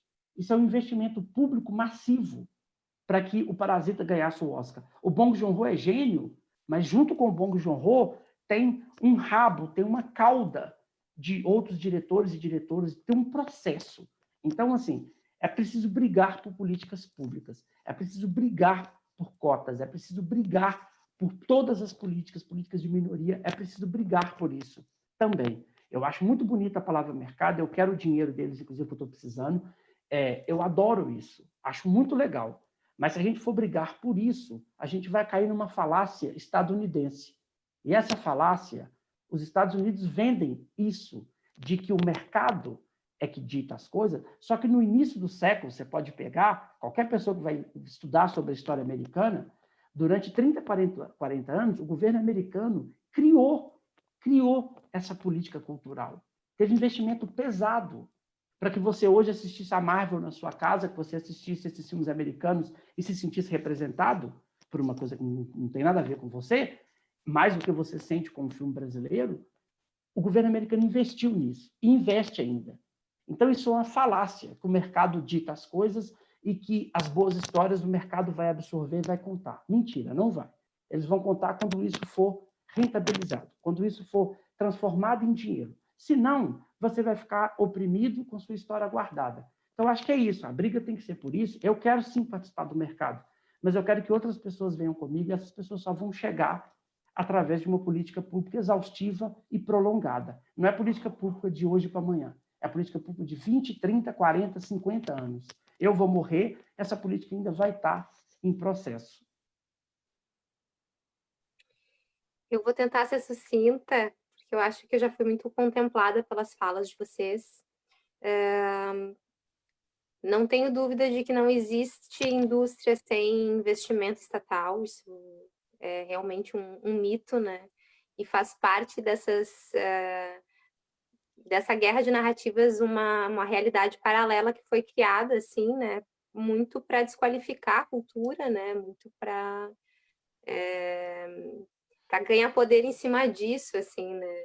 Mas, assim, tu citou a Coreia, tu citou os Estados Unidos, e é muito verdade isso, né? Que só é possível eles estarem com essa qualidade, com essa indústria, porque houve muito investimento público e houve um pensamento estratégico nisso, assim, né? Eu acho que também a gente que vivenciou esses anos com um planejamento, né? Isso que tu fala, né? Ano a ano a gente ia vendo melhorias, né? Porque tinha um planejamento, então a gente sabe que o próximo ano vai melhorar, ainda tá capenga aqui, mas e agora isso sumiu, né? Isso eu gosto de pensar que está numa pausa, mas eu não sei. Eu gosto de pensar que está numa pausa, porque para mim é muito difícil mesmo pensar que acabou, é isso? Então, para onde vamos, né? Porque, de fato, aí é essa guerra, né? Pelo mercado, e a gente sabe que o mercado é isso mesmo, assim, né? E aí sim a gente vai vendo cada vez mais os estereótipos, né? Se montando e pouca possibilidade para aprofundar algumas narrativas e outras histórias mesmo. Muito triste, né? Isso que tu fala de o mercado só vai onde fareja o dinheiro, e aí as iniciativas públicas elas têm que antecipar, né? E é isso, né? E a gente viu isso acontecer no Brasil, assim, né? Eu vivenciei um momento em Porto Alegre que me disseram que eu só conseguiria fazer audiovisual, fazer cinema enquanto atriz, se eu fosse para o Rio ou para São Paulo. E eu pensei, né? Tipo assim, tinha uma vida tão efervescente de arte aqui, assim, né? E acreditava tanto no que eu faço aqui em Porto Alegre, que eu pensei, vou me mudar e aí eu vou parar de fazer as coisas que eu gosto, não é uma temporada fora e voltar, é só, acabou. E fiz uma escolha por ficar em Porto Alegre e peguei bem essa fase da transformação, onde começou a se ter esse investimento pesado mesmo num outro eixo, numa outra forma de pensar mesmo, sim, com financiamento indo também para Rio e São Paulo, ninguém, não é sobre isso, não é sobre tirar dinheiro do Rio e São Paulo, mas é sobre fomentar outras possibilidades, né, de cultura, assim, que a gente tenha que todo mundo que faz cinema vai ter que ir para o Rio e para São Paulo, né, e aí a gente vê particularidades, e como é bonito ver o cinema que vocês fazem aí em Minas, porque me toca e me faz conhecer um outro Brasil, sabe? E mexe comigo, porque eu daqui estou tentando construir as minhas coisas, assim, né? E daí dialoga nesse outro campo, assim, que daí também não está na tela, assim, né? Que é o de a gente sabe como é a pessoa que fez a escolha por ficar, porque acredita em outra coisa, ou porque foi indo, né? No meu caso, foi indo, eu acredito, sabe? Tava fazendo coisas aqui. E como para mim foi muito assustador, né? Quando então essas possibilidades, tipo assim, é como se o mundo em que eu habitei, a forma que eu construí de sustento, ela parasse de existir, né? Faliu, agora não tem mais, e aí, né? E aí também tem esse mito, né? De que não dá dinheiro, ficar dando, não tem retorno, que são mentiras, né? O cinema é uma indústria das mais fortes do Brasil, assim, né? E que mais traz mais dinheiro que o setor farmacêutico. Eu adoro todo mundo falar isso agora, assim, vou dizer também. Que a indústria do cinema, gente, vocês estão me ouvindo aí, fomenta mais dinheiro no Brasil do que a indústria farmacêutica. E olha isso, né? Então, é um dinheiro que tem retorno também, né? E estou falando retorno financeiro, mas poderia estar falando de outra forma de retorno, né? Porque não se trata só do dinheiro, né? A gente está falando de cultura, e cultura já é um bem, né? Já é um patrimônio material, assim. E tem que ser olhado dessa forma, assim, né? É importante fomentar a cultura de diversos pontos do Brasil, porque somos plurais. Sim. E falar de periferias, né? Como o Maurício trouxe ali em algum momento, né? E muito fiquei pensando quando tu estava falando disso, assim, né? Vira um gênero, né? Periferia, cinema periférico, assim, né? E a gente vivencia esses rótulos, assim, né? E a gente usa esses rótulos, às vezes, para tentar ser ouvido, né? Então, tu junta todo mundo, as movimentações negras, elas acabam assim também, né? De repente, tu vira o teatro negro, né? E aí as pessoas brancas que estão fazendo ali, todo mundo branco no elenco, na ficha técnica, eles não são o teatro branco. E aí, tipo assim, se é para rotular, e acho que é isso, às vezes a gente precisa, para ter força mesmo para lutar e para furar uma bolha, às vezes a gente precisa juntar todo mundo que é da mesma forma para tentar, né, furar mesmo, assim, né. Mas se um está sendo rotulado, se a gente está... O outro lado também tem, vamos falar de cinema branco, vamos falar de teatro branco. Se tem um cinema periférico, qual que é o outro? Né? Burguês? Cinema central, burguês. Qual que é o nome? Vamos falar disso também. E as pessoas que estão fazendo esse cinema, onde não há periferia e não há inclusão de outra forma, será que podem se rotular? Será que podem pensar sobre isso, até para tentar mudar? Porque rola isso também, né? Tu fala, porque é branquitude, daí as pessoas brancas ficam todas meio tensas, assim, né? De se sentirem brancas em algum momento, porque... Mas eu o tempo inteiro sou uma mulher negra, né? Eu, como mulher negra, eu falo isso, né? Mas, assim, agora tá popularizando, né? As pessoas dizerem eu, mulher branca, eu, homem branco, eu como hétero, eu como cis, assim, né? Pelo menos na nossa bolha, né? E é muito importante isso, né? Que a gente... não fique rotulado e enquadrado num canto, né? Que se tenha espaço. E voltando para a pergunta do Luiz, eu gostaria de pensar e sonhar que ainda é possível para as narrativas descentralizadas, assim, né? E quando eu estou falando disso, eu não estou falando que eu não quero trabalhar em outros lugares e fazer outras coisas, eu super quero, mas ao mesmo tempo eu quero também sonhar em fazer aqui, sabe? Quero saber que outras pessoas do meu perfil e de onde eu veio também estão podendo sonhar com essa possibilidade de emprego, de trabalho, isso é uma profissão, né? Parece que não é, mas é uma profissão, né? E dá trabalho fazer, assim, né? Quero sonhar isso, assim.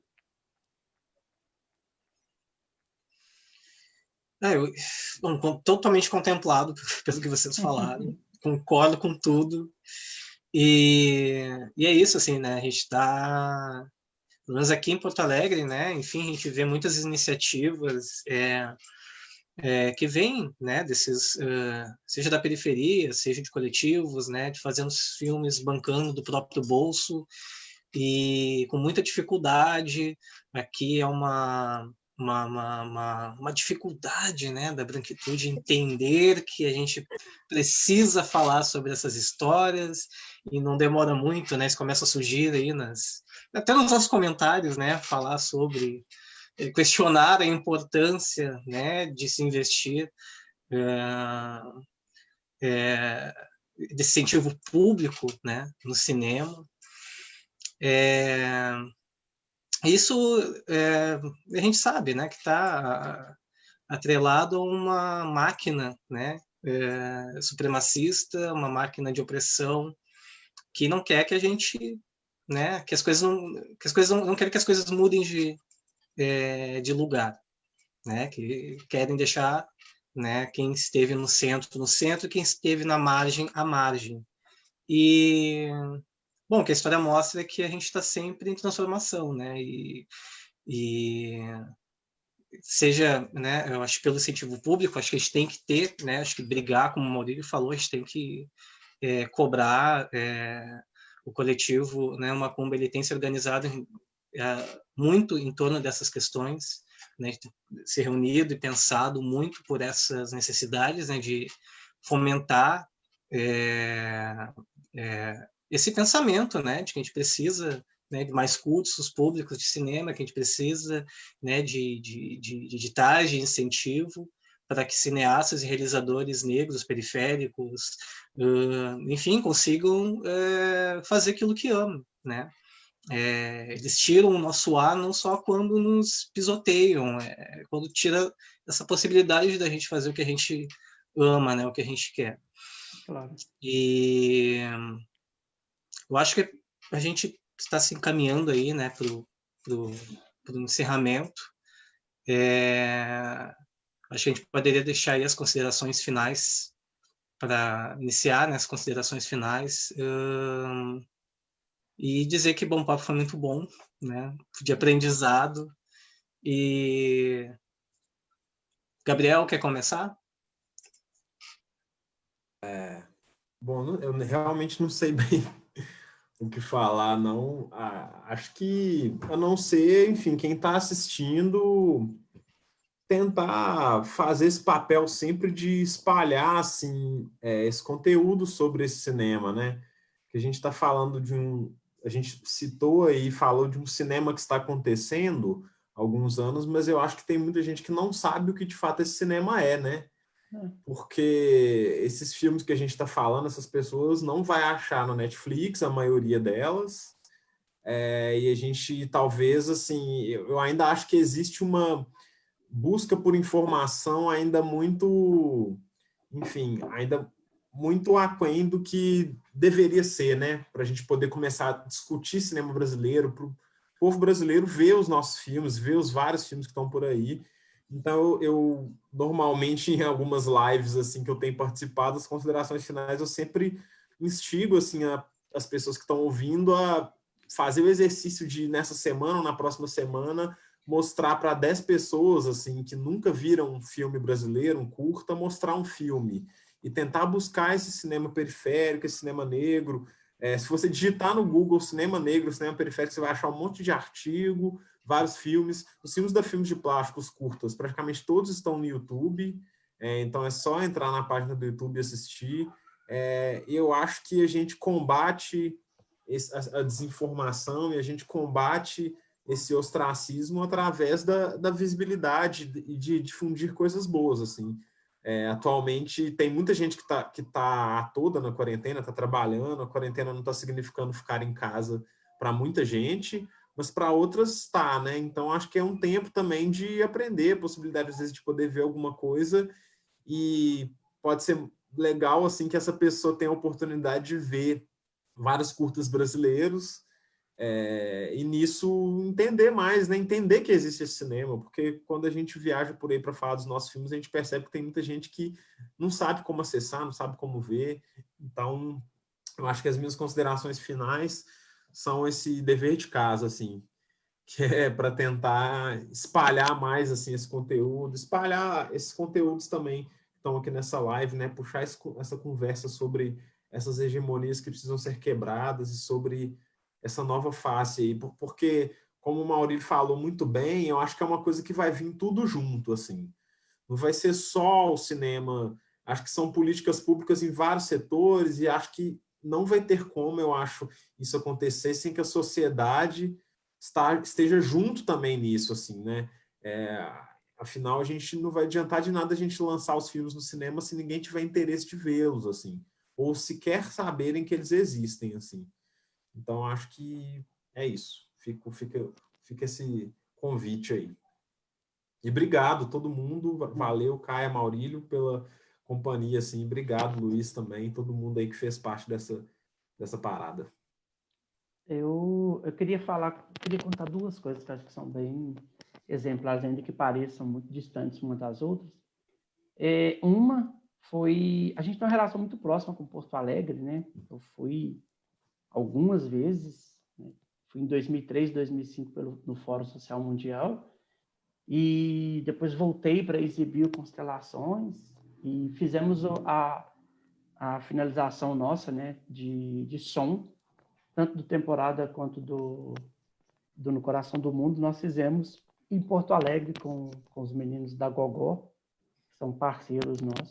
E aí, numa dessas viagens minha, que eu acho que foi para exibir o Constelações na Cinemateca, uma professora, Graziella, se não me engano, me convidou para ir na Itinga, no outro dia, para apresentar o curtas. Ela falou, você apresenta o que você quiser. E chegou lá na aula do professor André, e eram garotos de 11, 12 anos, talvez, 11, 12 anos, e a escola, né, com rua de terra, assim, tinha chovido, tinha acabado a luz, os professores estavam para entrar em greve do Estado, acho que ia entrar daí a poucos dias, não estava toda uma tensão, eu fiquei lá quase uma hora de discussão de greve, e aí fomos para a sala de aula, eu completamente perdido, assim, e custaram para ajustar o projetor, enfim, demorou. Aí, com muito custo, passou muito pequeno o Contagem, e o Contagem tem uma coisa muito carregada com o nosso sotaque, né? Então eu pensei, nossa, não estava dando para ouvir direito, eu falei, esses meninos não vão entender nada, tipo, vai ser um fracasso isso aqui. E aí eles prestaram atenção, e quando terminou, tinha um menino, Luiz, menino de uns 11 anos, assim, o menino mais difícil da sala, segundo os professores, tipo, um histórico de... E até hoje, eu acho que foi um dos debates mais fodas que eu fui, e raras vezes eu me sinto acuado, raras vezes mesmo, assim, eu tenho uma coisa, é muito difícil alguém me acuar num debate, e esse menino, nesse dia, assim, me jogou na parede, e ele fazia umas perguntas, e que eram muito difíceis de serem respondidas, e a compreensão dele, como ele penetrou no filme, era numa outra lógica, e um garoto com um histórico, assim, depois foi me contando e tal, situação super difícil, com família, violência e tal, e como que ele fazia uma leitura de um filme, e como que essa leitura era... Eu saí de lá, assim, atordoado, depois eu fui no Instituto Federal, e aí eu fiquei pensando nisso, como que talvez aqueles meninos nunca tinham visto um curta na vida, quiçá um curta brasileiro. Era uma chance ali, intermediada por um professor, que foi como eu entrei no cinema, né? E foi através de um gaúcho, através do Ilha das Flores, né? Foi quando eu, de fato, assisti também, numa idade parecida com a do Luiz, quando eu assisti o Ilha das Flores e falei, eu quero fazer isso. Como que esses atravessamentos que o Gabriel fala, né? É preciso mostrar, é preciso provocar, porque a gente é massificado desde que a gente nasce por esse cinemão. Então, você sequer tem vontade de contar as suas narrativas ou de se reconhecer nelas, em outras que possam parecer com as suas, assim como vocês no início falaram, porque não lhe é dado essa oportunidade. Então, esse dia, para mim, foi muito impactante, sabe? Estar ali na Itinga com aquele menino que nunca mais, talvez, vai me ver, que não tinha a menor ideia da minha existência, da existência da Filme de Plástico, da existência daquele filme, assistiu aquele curta naquelas condições e fez uma provocação da ordem ali da adolescência que me atravessou muito. A outra coisa, dentre outras coisas, eu faço produção de locação para os nossos filmes, né? E aí eu estava fazendo a produção de locação para o Marte 1, que é esse filme que o Gabriel citou, que ele dirigiu e que vai estrear no ano que vem. E estávamos numa lanchonete, paramos para lanchar, e o Gabriel gostou muito da locação. Eu fui conversar com a dona, ela não me deu a menor atenção, fiquei tentando conversar, pegou meu telefone, mas assim, nunca me retornou e nada. Tentei ligar para ela um dia, expliquei que era um filme, ela não deu a menor atenção. Tentei ligar um dia para ela, continuou me ignorando, e até o momento que ela falou que não tinha como, mesmo. Fomos olhar outras locações, olhamos, enfim, várias outras lanchonetes, e não rolou. E aí eu tinha que sair, porque eu estava... e entrou o Vinícius, que trabalha com a gente, o Vinícius pegou e falou assim, ele falou, cara, eu vou lá de novo, vou fazer mais uma tentativa. Quando ele foi e falou de novo o nome da produtora, a esposa chegou e comentou com ele. Falou, olha, o povo lá do filme voltou, estão querendo dar filmes de plástico. Pronto. Ele tinha, sabe-se lá como, um dia ele assistiu um curta nosso, porque passou na Rede Minas, eu acho, agora eu sei, passou na Rede Minas, que é a rede pública do Estado. Ele assistiu, gostou, ficou curioso, foi acompanhando, ele acompanhava o nosso trabalho desde 2010, que quando o filme passou na Rede Minas, apaixonado com o nosso trabalho, foi no bairro algumas vezes para ver as locações. Quando a esposa dele falou quem era, ele falou, não, tem que fazer e tudo. No dia que a gente foi filmar, é uma cena muito difícil, eu não vou dar spoiler, mas é uma cena, né, Gabriel? Bem difícil de ser filmada. Ele não só estava lá, todo feliz, levou o filho, a esposa foi, como ele fez figuração. Isso, por que eu estou contando isso? É para ver o impacto que tem. Não é que essas pessoas não gostam de cinema brasileiro. Não, a maioria não conhece. É um desconhecimento, é um terreno. Então, é isso que o Gabriel falou, é importantíssimo. É preciso fazer com que essas pessoas entendam que existe um cinema. Da mesma forma que o Luiz na Itinga e o Charles no Guanabara, que é esse da lanchonete, são pessoas que foram atravessadas em algum momento, mas a grande maioria passa a vida inteira sem ver um filme brasileiro. Ou quando vê, é uma comédia, às vezes ali parecido com novela, que passa na Globo. Então, é um trabalho que ele é muito mais árduo, sabe? Ele é muito mais árduo do que só fazer um filme bom e só fazer um filme que comunica com as pessoas. Porque, assim, o Temporada e o No Coração do Mundo são filmes populares. São filmes que comunicam com o público. E, ainda assim, são filmes que não conseguiram bater a barreira dos 10 mil espectadores no cinema. Então, é esse problema. Então, assim, o que eu falaria, eu corroboraria com o Gabriel. É preciso incentivar as pessoas a verem filmes, é preciso levá-las até o filme. Seja indo numa escola, seja indicando para o vizinho, seja chamando a mãe para ver, seja indo no cinema ver os filmes que vão entrando em cartaz. Então, é preciso que esse movimento ele se propague, né? Que a gente vá fazendo essas ondas para que se espalhe, porque senão é uma briga muito inglória, né? Você lutar contra esse poderio do cinema americano, do poderio das grandes produções brasileiras, você tentar colocar esse cinema. Então, não basta só fazer, não basta só discutir. Também é preciso fazer com que as pessoas assistam e vejam e também se compactuem com esses filmes, né?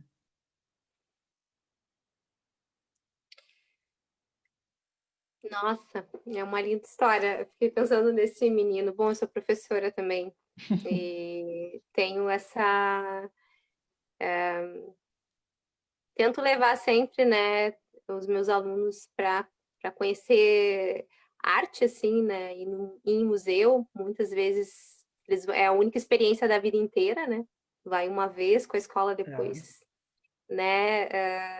E isso é muito, muito forte, assim, né? Eu penso que a gente tem, e isso não é nenhuma novidade que eu vou dizer, né? Mas essa característica, né? De que parte da população, talvez a maioria da população brasileira tem, que é de super admirar o que vem de fora, né? E não olhar para o que tem aqui, assim, né? E aí, quem tem a oportunidade de viajar, vai né, para a França, vai para a Espanha e volta encantado com a arte de rua, com o tocador da esquina, com eles são assim, respira-se arte naquelas cidades, né? Em Paris, respira-se arte, assim, né? E aí não olham para o que está ali na frente do mercado público, aqui em Porto Alegre, ignoram, fingem, né? E que acham que a arte ela é descartável, né? Quando ela é daqui, né? Porque daí tem esse discurso sobre lá, como é lindo lá, né? E a arte daqui falecendo porque né, não se tem esse hábito e se tem esse discurso de que é engraçado que às vezes a mesma pessoa está assim defendendo o artista de rua em Paris e está chamando de vagabundo o artista de rua daqui, né? E isso é falta de educação também, né? A gente não construiu uma ponte possível entre a população e a arte de uma forma de pensamento crítico mesmo, assim, né? E eu digo isso dizendo que a arte sempre toca, a pessoa vai ver e ela vai absorver e isso vai estar nela, assim, né? Mas às vezes ela tá tão dentro dela que ela não percebe, assim, né? Que consome a arte. Porque saiu uma pesquisa aí, né, durante a pandemia, e aí a arte era a segunda profissão menos importante para a pandemia, assim, né? Então, assim, né, as pessoas nem percebem que elas chegam em casa e elas ligam o som e só é possível passar por essa pandemia sem passar muito mal, porque tu vai ligar a TV ou porque tu, né, vai cantar ou vai dançar em casa, sabe? Mas parece ser esse lugar que é tão importante que fica invisível, assim, né? E é preciso que fique visível, né? É preciso que a gente levante esse discurso da arte. E é preciso que a arte seja vista nesse lugar, né? A importância que ela tem, né? Claro que eu sou suspeita, mas eu percebo que a arte, ela pulsa em todos nós, assim, né? E ela é uma fonte possível de saúde psicológica também, assim, né? Ela é muito importante. E sobre o cinema especificamente, assim, da população tomar para si, que é seu, né? É um bem de todos nós, não é porque tá ali o Maurílio fazendo, o Gabriel fazendo, a Caia fazendo, o Luiz fazendo, que não é de todos, né? É uma obra nossa, né? E tomar para si isso também é importante, né? Eu acho que a gente vai chegar num outro lugar quando entender que isso é nosso, é a nossa maravilha, né? Feita assim, né? E aí espero que a gente não deixe morrer e que a gente lute por isso, porque quando entenda que é nosso, e que as iniciativas públicas não parem, porque aí a população vai estar compreendendo isso e lutando por isso. Como é bom conversar com vocês.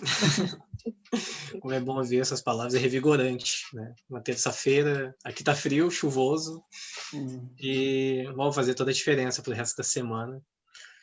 E é isso, né? A gente tá filmando o nosso lugar, né? O Macumba Lab tá aí, a Filme de Plástico tá aí, e a gente veio para ficar, né? E não vamos retroceder, pelo contrário, a gente vai avançar cada vez mais, com ou sem streaming.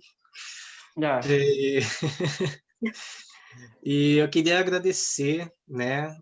Não posso deixar de agradecer os membros do Macumba Lab, né? Todo mundo, mas especial ali o pessoal da administração, né? Eu quero que a Kai me ajude, porque certamente eu vou esquecer o nome de alguém. Da Mariane, né? Do Felipe, da Sofia, da Adri, da Gaut. Quem mais tá aí? O Jeff, a Marina, A São Marina. pessoas, todo mundo que articulou, né, junto com o Frapa, o Léo, a Memes, né, o Alessandro que deu suporte aqui, que articulou esse encontro. Acho que é um momento muito importante para a gente fazer isso, né? Nós que viemos desse lugar que sempre nos colocaram, né, como marginal, e para nós nunca foi marginal, né, como foi levantado. A gente sempre foi centro, né? E é preciso a gente se autodefinir, assim, se autoafirmar, assim. Nós não somos centro, e são essas histórias que a gente vai contar, né? E o cinema, né, a sociedade só tem a ganhar com isso, né? As pessoas se verem nas telas, ver as suas histórias, né, poderem reconhecer o seu lugar, né, a sua, assim, coisas com as quais elas compartilham, né, que se identifiquem, é o que faz sentido, acho que para todos nós, né, que investimos nessas narrativas. Então, queria agradecer aí pelo papo, né, pelo Obrigado. encontro, né, agradecer a todo mundo aí que comentou, e boa noite. Boa noite, gente. Boa noite. Valeu. Prazer imenso.